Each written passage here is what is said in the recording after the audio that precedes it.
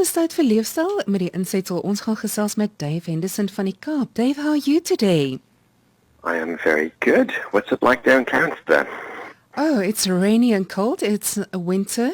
And yes, I think everyone is cooking soup and stews tonight. I would love some of that weather. Please do share with me. How's it looking in the Cape? It's dreadfully happy, as normal. And I hear you guys are very, very busy this time of year, hey? We are. Yeah, absolutely. I think this week we've welcomed around 7 new authors to the community. So it seems that with lockdown kind of keeping everyone, at home, a lot of people are using their time wisely to get writing projects up and out in front of people. Now, just to tell our listeners again, MYeBook is a lifeline for an author left out in the publishing wilderness. And the first person to welcome you there, the happy officer, is Dave Henderson. Now, Dave, you've given us so much advice and we really appreciate it. But sometimes things do happen. Sometimes symptoms like a lack of inspiration and stress and frustration manifest in a writer. Usually we're referred to as writer's block. Now, tell me, what causes it and how can we overcome it? I think writer's block is a cute name for something that we all know pretty well, which is just procrastination. So anything worth doing is going to give you that kind of headache. Whether it's a big home-based project or starting a new business or writing that new book, you're going to get that procrastination that kicks in at some point. And obviously, because writing is an ongoing project where you're targeting, let's say a word count of 500 words per day, it's kind of normal for doubt to creep in along the way, and that doubt is what we call writer's block. Oh my goodness. And how do you overcome it? Is it just to... If you pay me 1,000 rand, I'll tell you. That's my new business model, by the way. So writer's block is an ongoing thing. It's something that it's not a once-off you can escape. It's going to be always there, especially for longer projects. So bearing in mind, the shorter your project, the easier it is to bite off work in bite-sized chunks. So you targeting a smaller book is going to be a lot easier to manage than a massive trilogy, for example. So targeting, for example, a smaller guide as your first book is a very smart way to get into writing if you aren't already writing on a regular basis. My favorite advice for people, and it's kind of spreads across the spectrum, so it doesn't just apply to getting a book out there, but any big project that you are struggling with. The same advice applies where I would want you to be in a community of people struggling with the same thing. And so for writers in particular, there are writers groups out there where you can rub shoulders with other people just like you, getting stuck with the same problems you are. So there's writers groups, and just having someone you're accountable to. So someone that you have to give feedback to on a regular basis, reporting back on what's going well, what's not, and someone who's allowed to call you.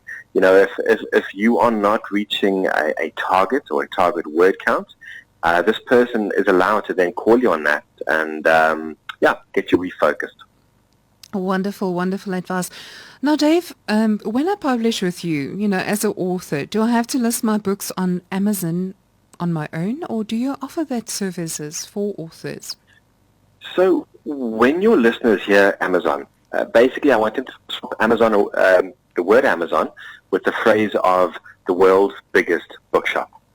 And so for any author who knocks on our door and says, I want help, why wouldn't they want to be in the world's biggest bookshop? Now, funny enough, South Africans do have an answer for this where they go, well, Amazon's a bully and I don't want to be listed with them because they're a monopoly, they bully people around, and they're not entirely wrong. Amazon does carry a huge amount of weight, and so whatever decisions they make does reverberate around the publishing industry. But don't cut off your nose to spite your face, is I think the saying. So why wouldn't you want your book inside Amazon? So yeah, every bit of advice I give normally includes the author getting whichever format of their book onto Amazon. And yes, we can absolutely help the author who doesn't want to get their hands dirty through that process as well, because there are a couple caveats. So being a writer from South Africa or a writer from Africa means that Amazon does try and tie your hands behind your back in a couple ways. specifically around how you want to get paid and potentially tax being withheld from an author's royalties that get paid out. And so, yeah, there are better ways to give feedback to Amazon so that the writer gets paid directly and gets paid a little more money as well. Dave, I'm full of questions. So, there are so many others like Barnes and Nobles and that. Can an author sell their book elsewhere if they have self-published on Amazon first, or does it depend on which format you used? Yeah. So you're asking a lot of nice questions. Obviously, you've been doing your homework. So every good author's project should include Amazon. But yes, there are a number of competitor smaller stores. I wouldn't want South African authors to get lost trying to focus on any South African specific store. So Take-A-Lot and stuff like that. It's cute, but it's a waste of time for most people. So I would want most authors to lift their eyes internationally, because a lot of your readers are sitting in countries like America, like Europe, like the UK. And yes, so to get your book into those stores is entirely possible. As I mentioned, being South African does introduce a few hurdles, especially when it comes to bank accounts, because they don't really want to pay to South African bank accounts. And so there are ways to get around that. But yeah, I absolutely love helping authors get that exposure, not just within Amazon, but the competitor stores as well, like Google, Apple, Barnes & Noble, and all the others. Dave, we're going to take a quick music break and then we'll be back with our questions. Well, we're talking to Dave Henderson from MYeBooks in Cape Town, and we're talking about MYeBooks if you publish it on Amazon. Now, Dave, every author wants to know, what will be the cut of profits? Can you break it down for us? So the profit paid to an author depends on the store you use, but obviously let's focus on the biggest. So the way Amazon pays an author is either 35% of list price or 70% of list price. Why the difference? So that's exactly it, because wouldn't you always want to go for the higher cut? So there are a couple asterisks when it comes to, or there's a bit of fine print when it comes to selecting the 70% option. So a very technical one is the book file size. If your book is a very chunky book and there's a lot of pictures, Amazon will deduct money per megabyte of file size if you select 70%. And the second one, which is probably a little bit more prevalent, is if you select 70%, Amazon says, okay, we'll pay you 70%, but now your book list price must be between $2.99 and $9.99. If you want to list below that or above that, you are only going to earn 35%. Oh, my goodness. And the final one, which is a little bit of a slap in the face of writers, from the third world, from South Africa, from Africa, is if your readers, so depending on where the reader lives, if your reader, so you publish the book, you select 70%, for example, and let's say I buy your book from America, you will get 70% of that purchase for that reader in America. Whereas if I'm a reader from South Africa and I buy your book, you will only ever earn 35%. So Amazon has a list of 70% territories. And basically the 70% territories are the US, it's the Europe, it's the first world countries. And by virtue, any third world countries where you're only going to ever earn 35%.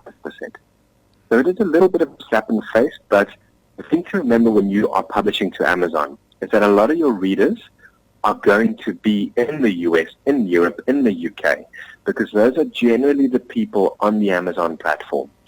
So it's a bit of give and take, but we definitely are on the back foot writing, from South Africa, for example. Now, there's something else I want to know. Does Amazon help authors to promote the books? I hear they have a few tricks up their sleeve. Yeah. So this is it's a very big bookshop. So if you popped in your book to a local bookstore, would you phone the bookstore every month and say, why is my book not selling? Why is it not selling? What are you doing or what aren't you doing? And this is what a lot of authors do with Amazon. Because it's online, for some reason they assume that magic will happen. And they get frustrated when the books don't move. But if you use the example of a local bookstore, you wouldn't put that responsibility on them, and you shouldn't do it in this case. Once your book is in the store, the onus rests completely on the author to get it in front of people. Yes, Amazon has a few nifty tricks. So you are allowed to opt your book into digital exclusivity. If you promise Amazon you'll only sell the ebook through them and no one else. They will give you book added exposure within the Amazon ecosystem, and they will also give you some very simple marketing tools to create discount promotions for your book, where you can either give it away freely or give it away at a discount for a few days at a time. And so again, it's not a magic bullet, but there are really nifty little tools, for an author who has a bigger marketing plan, behind the scenes. Dave, for you, you're online, you're on ebooks, and nobody actually have met you, in person. How do you establish credibility, and how do you pride yourself in customer service? I do meet people every now and again. I am let out the office every few days to go find food and water. You're right. It's working how we do. So lockdown makes things even worse. But even before lockdown, running any business from behind a computer, no matter what you're selling, is a challenge, because in South Africa we are so adverse to a hard sell. How many times do you get that call from that insurance salesman where you hear the first few words, you put the phone down, and it's no different. We're up against the same frustrations when we chat with people. Luckily, the way the business was started was different, where we led with a very content-heavy approach, giving away a lot of information, which is still available. And so lots of people come to us from the free information, because they've interacted with us in a way where they're getting something for free. They're a lot more open to a free and friendly conversation with us about their book. A lot of the importance comes from the tone of your website. Too many businesses have a website. It's a website. It doesn't change. It's written very factually, dry, boring. Where if you take the time to actually shape what's on your website very deliberately, the wording, the tone, is it fun, is it serious, whatever the case might be, when a potential customer finds you, they're automatically going to either be attracted to you or completely put off. But I can tell you from my experience that putting effort into building an exciting website means that generally when my customers speak with me, they already like me, they already trust me, and it means that the first interactions, you don't need to convince someone you're good at what you do.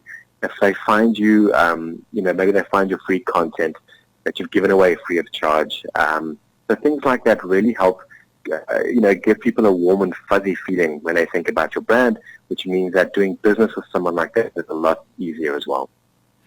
Wonderful. Now, Dave, it was so nice chatting to you. We're looking forward to next week again. Always a pleasure. Looking forward to our next chat. Thanks for keeping me on. I keep thinking after each chat that I'm going to be kicked off. So I'm glad to be invited back each time. Well, it keeps you on your feet, doesn't it? Sometimes. Definitely. Well, Dave, have a lovely afternoon. We're looking forward to next week. And then we also have a big surprise for our listeners, don't we? But we won't divulge them just now.